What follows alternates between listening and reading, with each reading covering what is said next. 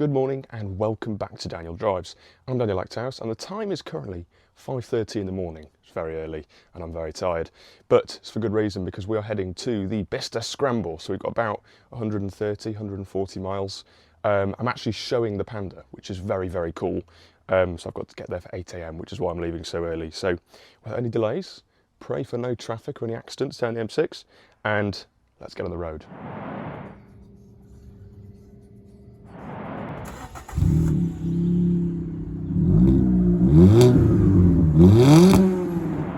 So I want to say we're roughly halfway now. We've got about 80 miles to go and I'm stopped here on the M6 southbound at Hilton Park Services, a service station which, for whatever reason, by chance, I always end up stopping at. At least I know where to go to find the nearest toilet because people that know me well will know that I have the weakest bladder of them all. The Panda's been perfect, as ever. These cars are severely underrated for motorway use. I've been getting about 43 mpg so far. And in the past I've had 49.7 mpg or something similar, so they are very good. Obviously having a 1.4 litre engine, it's got the edge over many of its rivals. They may have 1 litre 3 cylinders with turbos and stuff, or 1.2 litres or something, say for example. These cars are great, and obviously 6-speed gearbox as well, so it keeps the revs down a bit, but it's comfortable, it's perfect. I've got my Alpine speakers, my Sony head unit. The seats are comfortable and supportive for your back, so really you can't fault it. And I really like this car, and when I go to university next year, if I live at home, I will have absolutely no doubt that this will be a really, really good commuter car because it just feels at home on the motorway for such a small car. I love it. Anyway, we better head off because I'm meant to be at Bicester for around 8:15. ETA is currently 8:10, so just want to cater for any possible delays later on in the journey. So without any delays, let's get on with it. I don't know what it is, it's just something about motorway driving that I just absolutely love. It's got to be one of my favourite types of driving possibly, and this early in the morning it's completely empty on the roads as well. It's just trucks and other maniacs like me, so yeah, really can't complain. Well, at long last, it's light, it's daytime, and I am at Bicester Heritage, and in usual Scramble fashion, there is so much here already. I'm stood by a Porsche 928, and the Panda's been parked next to an Alfa Romeo 4C, which sounded very, very nice coming in.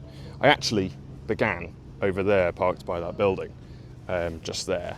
But then I walked away and came back, and as I came back, I saw they were setting up loads of stuff, and the cars I came in with had actually moved in that direction. So the guy basically told me just to reverse it here, by all of the road rat posters on the brick wall. So yeah, Panda is looking very well indeed. It's just nice to have it in the showground really, because last time I came it was the April Scramble and I was just parked in the general car park really, where there are still lots of interesting things to see, and people came up and said hi and said they love the car and stuff, which is always nice. So yeah, I'm looking forward to a great day here at Bicester Heritage. It never ever fails to impress. Great people, great cars, and I'm going to use the cliche, you come for the cars, you stay for the people. It's very, very true. Everyone here is so nice, so friendly, and it's just nice, motoring enthusiasts coming together to celebrate what we love most, which is everything you see here, because there's an absolute array of cars here, such variety. So yeah, let's take a bit of a walk around before it gets really busy. And we might even have a special guest on the video later on, depending on how brave I am, and people that follow me on Instagram may be aware of this guy. He's an absolute raucous individual. This is a bit of me, there's 2 BMW M5s in Oxford Green, and I was just looking around them, and the 2 owners happened to come up to me and say, Daniel, hello. Really quite cool. 2 guys called John, and they've both got Oxford Green M5s with tan interior. What are the chances of that? Let's just take a bit of a closer look. Matching regs as well. This one's cool, M5 Oxford for Oxford Green. This one's just John's kids' initials apparently. But these are stunning. These are really, really cool. I think I've always been a fan of BMWs, but I think this year in particular, I've really, really warmed to them. And I just think my next car will have to be a BMW of some sort. Aiming for about 2025, when insurance is a bit cheaper, going into 3rd year renewal. E46 Touring maybe? I don't know. It all comes down to insurance and reliability and tax and stuff, but these are really, really nice. But this is also nice, past the Mini. This is the new Dakar 911. I haven't really seen one of these up close yet, so it's interesting to see. Great wheels, and obviously the massive roof rack as well. We'll have to stick a few bikes on top of that or something, and do some Dakar rallies. Oh, cliche, isn't it? But yeah, this is nice. It's actually got some like sand on the rear glass as well. Might have just been used. I don't know. I think the problem is with these cars is they're not going to see anything else but tarmac. There's a little Panda. That's nice. Fellow Panda. It's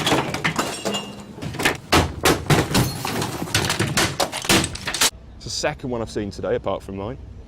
But yeah, cars are starting to flood in now. It's getting a bit busier. But yeah, this is cool. This is what it's all about. This is interesting. First one I've seen, the new Bentley Batcher, or Batter, however you say it. Yeah, this is obviously a prototype car, but first one I've seen in real life. This is a lovely car. Lovely purple as well. This is nice. I wonder if this has come from Crewe, local to me. Chances are very high. But yeah, this is nice. A couple of very, very brightly coloured 911s. Bicester Heritage is renowned for 911s, and oh yeah, I like that. Big fan of that. Cayman GT4 and a 996 GT3 RS. These are fantastic. Actually, fried egg headlamps. Let's go around the tree, get that rear wing. Oh, that's such a classic, honestly. Oh, so this is the touring version of the M5s we saw earlier, and this has got to be the dream. I don't know what it is, but any car just looks better as an estate. And BMW just got it so right, especially in the early days. But even with the new M3 Touring, you know, it's controversial with the grille and everything, but I just think they're so timeless. You know, that's not, you know, be around the bush. This is an old car now, you know, 20, 25 years old or something. But can't really see inside, you just see me. But yeah, these have aged really, really well, and especially in this grey as well. And just look at the wheels. Wow, that is fantastic. This has got to be the pinnacle of hot hatches, hasn't it? I mean, just look at this. Peugeot 205 GTI, 1.9 litre. Just love seeing these. And it's a bit of a wake-up call how big hot hatches have become. This is a very, very small car. But I just think, again, so timeless. Absolute classics. My mum had a 205 actually many years ago. It wasn't a GTI, it was a bit of a bog spec. But yeah, this is gorgeous. This is Morris Minor, lowered on different wheels, with some exhaust. That's a roll cage as well. This is a Volkswagen Scirocco owned by Wrenching Wench, which is very hard to say, Katie from Twitter. I just saw her actually, just bumped into her by chance, had a little chat.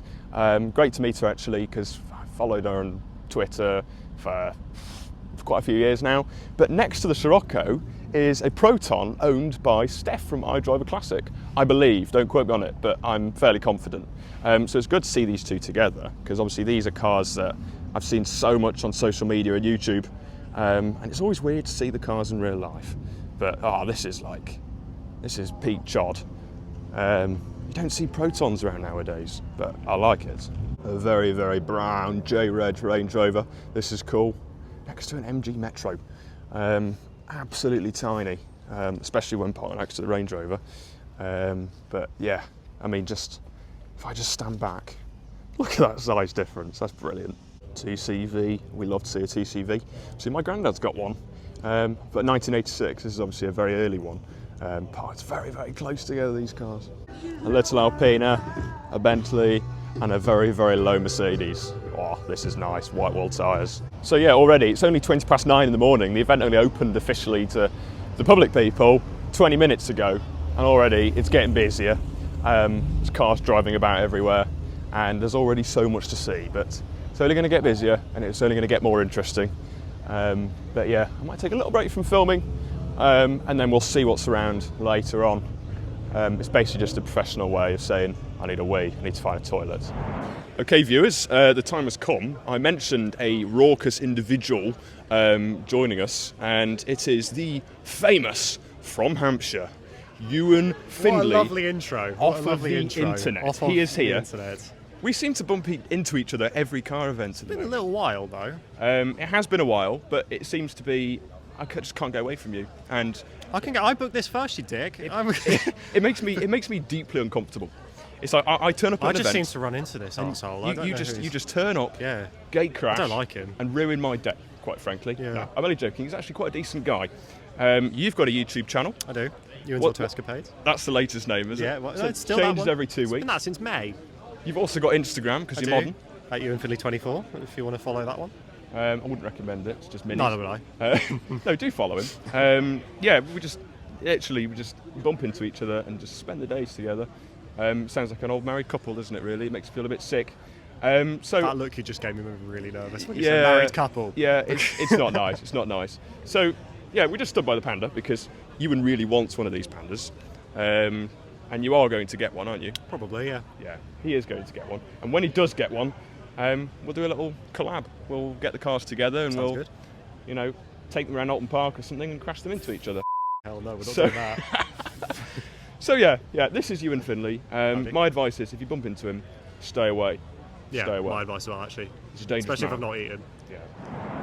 Well, there we go, the October Bicester Scramble here at Bicester Heritage. As you can see, the field behind me is looking pretty empty now because a lot of cars have buggered off home, basically. I better go back to my Panda and see if it's even still there and nobody's taking it home or something. But yeah, today has been an absolutely amazing day. I wasn't going to come here, for this scramble, but I woke up literally a week ago and saw on Twitter that there was tickets still available, and I was like, I've got to do it. So I got the ticket and I came here, and it was definitely worth the 4:30 alarm this morning. I had 2 coffees and 1 Red Bull, just kept me going. But yeah, the company is amazing as well. It's nice meeting people, it's nice seeing people from social media, and it's nice to see the cars as well. Such variety, and it's been nice to see such interest for the Panda as well. So huge thank you to people who just came over and said hi, really, and made it such an enjoyable day. The next scramble's January, so we're going to have to look into that. January the 7th, I think, so we'll see if I'll come along to that in the Panda. But then it's April and next year already. My God, this year show season has been just amazing. But we're coming to the end of it now. It's unbelievable. But yeah, I know there's been a bit of a YouTube absence in recent months. I always do my usual thing of I'm back and I'm going to be back for good, and then I take a 3 or 4 month break. But I'm back now for good. I'm not going to say it for sure though. We'll see what happens for the remainder of this year. But in the meantime, subscribe to the channel and follow me on social media at DanielCars05, and I will see you very soon.